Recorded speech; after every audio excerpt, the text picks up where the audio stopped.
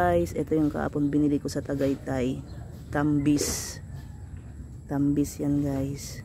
Tapos ito naman yung makopa guys, oh. Binili ko sa Tagaytay, oh. Yan guys, makopa yan. Maliit na puno lang yan guys. Siguro mga 1 year.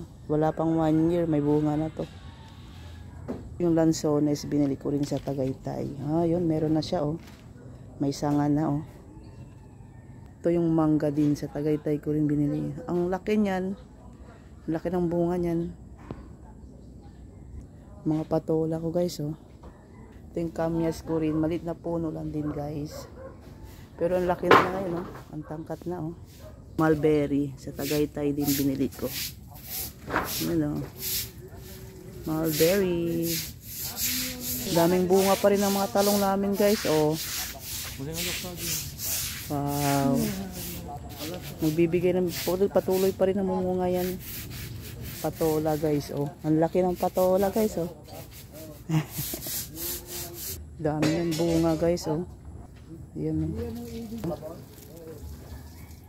Ang dami ng bunga.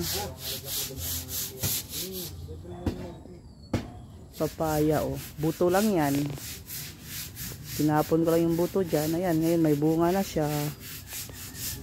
Ang ganda niyan. Dami niyang bunga. Mga talbos. Dapat may tanim-tanim tayo. Diba? Sayang yung lupa, eh. Marami akong sili, luya.